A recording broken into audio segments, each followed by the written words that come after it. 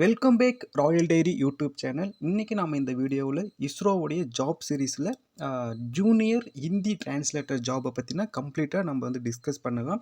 So இந்த junior Hindi translator இந்த ஜாபை பொறுத்த வரைக்கும் பார்த்திங்கன்னா உங்களுக்கு வந்து பே லெவல் 6 வந்து ப்ரொவைட் பண்ணுறாங்க. ஸோ அரௌண்டு 35,000லேருந்து நீங்கள் வந்து 1,12,000 வரைக்குமே நீங்கள் வந்து உங்களுக்கு வந்து ஆன் சேலரி வந்து கண்டிப்பாக கிடைக்கும். ஸோ இந்த ஜூனியர் ஹிந்தி டிரான்ஸ்லேட்டர் ஜாபை பொறுத்த வரைக்கும் எலிஜிபிலிட்டி கிரைட்டீரியா நம்ம வந்து லாஸ்ட்டில் டிஸ்கஸ் பண்ணலாம். ஏன்னா நிறையா அவங்க கொடுத்துருக்காங்க, நிறையா மல்டிபிள் எஜுகேஷன் குவாலிஃபிகேஷன் வந்து ப்ரிஸ்கிரிப்டட் குவாலிஃபிகேஷன் அவங்க வந்து சொல்லியிருக்காங்க. ஸோ அதனால் அதை நம்ம லாஸ்ட்டில் டிஸ்கஸ் பண்ணலாம். ஸோ அடுத்து வந்து பார்த்திங்கன்னா ஏஜ் லிமிட்டை பொறுத்த வரைக்கும் நீங்கள் வந்து லோயர் ஏஜ் லிமிட் 18+ இருந்து அப்பர் ஏஜ் லிமிட் வந்து 35 வரைக்கும் இருந்தால் நீங்கள் eligible to apply the junior Hindi translator. Okay, இந்த எக்ஸாமை பொறுத்த வரைக்கும் செலெக்ஷன் ப்ராசஸ் ஓகே எப்படி இருக்கும்னு பார்த்தீங்கன்னா written test plus skill test ஓகேவா, இந்த ரெண்டுமே வந்து உங்களுக்கு வந்து ப்ரொவைட் பண்ணுவாங்க. ரெண்டுமே நீங்கள் வந்து அட்டன் பண்ணுற மாதிரி இருக்கும். ஸோ ரிட்டன் டெஸ்ட்டை பொறுத்த வரைக்கும் உங்களுடைய பொசிஷன் நீங்கள் வந்து எதுக்கு அப்ளை பண்ணுறீங்க ஜூனியர் ஹிந்தி டிரான்ஸ்லேட்டர்னா, ஸோ உங்களுக்கு வந்து அந்த சப்ஜெக்ட்லேருந்து அந்த டிகிரி ஸ்டாண்டர்ட்லேருந்து உங்களுக்கு வந்து கொஷின் வந்து கேட்பாங்க. ஸோ அது வந்து 60 கொஷின்ஸ்லாம் இருக்கலாம், இல்லை 100 வந்து கொஷின்ஸும் இருக்கலாம். ஸோ அது வந்து டிபெண்ட் மாட்ட அந்த எக்ஸாம் இண்டிவிஜுவல் அந்த சூப்பர்வைசரை பொறுத்து அது வந்து மாறி மாறி கண்டக்ட் பண்ணுவாங்க. ஸோ அது வந்து டிபார்ட்மெண்ட்டோடைய யூனிட் அந்த ரெக்யூப்மெண்ட் அண்ட் ரிவ்யூ செக்ஷனுடைய கன்சர்ன் தான் அதெல்லாம். சரிங்களா, 100 கொஸ்டினும் அவங்க வைப்பாங்க, 60 கொஸ்டின்ஸும் வைப்பாங்க. சரி, ஓகே. இதில் வந்து நீங்கள் ரிட்டன் டெஸ்ட்டில் நீங்கள் எவ்வளோ மார்க் ஸ்கோர் பண்ணுறீங்க, so what is the your top most merit mark ஓகேவா, நீங்கள் அதில் வந்து அதிகப்படியான மார்க் வந்து ஸ்கோர் பண்ணிட்டீங்கன்னா நீங்கள் வந்து ஸ்கில் டெஸ்ட்டுக்கு வந்து அப்பியர் ஆவீங்க.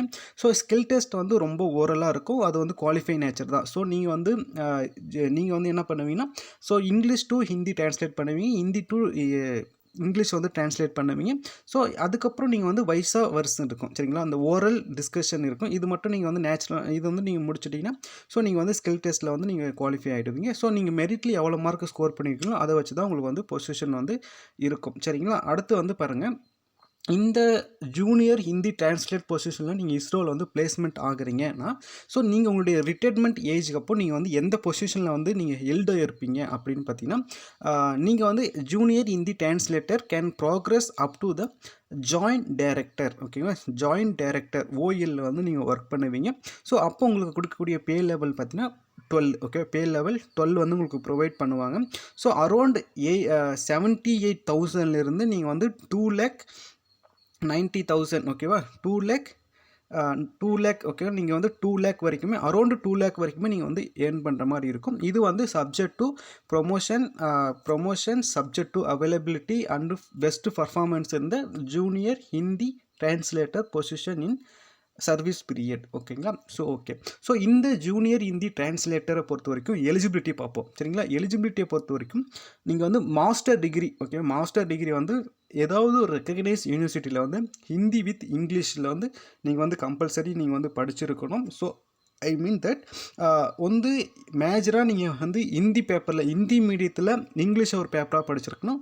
அப்படி இல்லைனா இங்கிலீஷ் மீடியத்தில் ஹிந்தியை வந்து ஒரு பேப்பராக நீங்கள் வந்து கம்பல்சரி எலெக்டிவ் பேப்பராக நீங்கள் வந்து ஸ்டடி பண்ணியிருக்கணும். சரிங்களா, ஸோ இதுதான் வந்து அவங்க சொல்கிறாங்க. ஸோ அடுத்து அதே மாதிரி இது வந்து ஃபஸ்ட்டு குவாலிஃபிகேஷன். ரெண்டாவதுன்னு பார்த்தீங்கன்னா அதே மாஸ்டர் டிகிரியில் நீங்கள் வந்து இங்கிலீஷ் வித் ஹிந்தி கம்பல்சரியாக நீங்கள் படிச்சிருக்கணும். ஸோ இங்கிலீஷ் அதுதான் ஹிந்தி மீடியத்தில் இங்கிலீஷ் மீடியத்தில் ஹிந்தி இந்த கான்செப்டில் நீங்கள் வந்து படிச்சிருக்கணும் அண்ட் டிகிரி ஸ்டாண்டர்ட் லெவலில். சரிங்களா, மாஸ்டர் டிகிரி ஸ்டாண்டர்டில். ஓகே, ஸோ அடுத்து வந்து any one of the subject அதே டிகிரி ஸ்டாண்டர்டில் வந்து any one of the subject வந்து ஹிந்தி இங்கிலீஷ் மீடியத்தில் வந்து நீங்கள் வந்து கம்பல்சரி படிச்சிருக்கணும். சரிங்களா, ஸோ நீங்கள் வந்து உங்களுடைய பிஎஸ்சி வந்து ஹிந்தி மீடியத்திலையும் மாஸ்டர் டிகிரியை வந்து இங்கிலீஷ் மீடியத்தில் நீங்கள் படிச்சிருந்தாலும் எலிஜிபிலிட்டி தான். சரிங்களா, ஸோ இதில் வந்து உங்களுக்கு எதுவுமே டவுட் இருக்கக்கூடாது. ஸோ இதை பற்றினா அட்வர்டைஸ்மெண்ட் டைமில் நம்ம வந்து நிறைய டிஸ்கஸ் பண்ணலாம். அப்போ தான் உங்களுக்கு வந்து இன்னும் நிறைய கிளாரிஃபிகேஷன் ஆகும். ஸோ இது முழுக்க ஒரு ஓரல் ஐடியாலஜிக்காக மட்டும்தான் இந்த வந்து நம்ம வந்து மேக் பண்ணியிருக்கோம். சரி, ஓகே.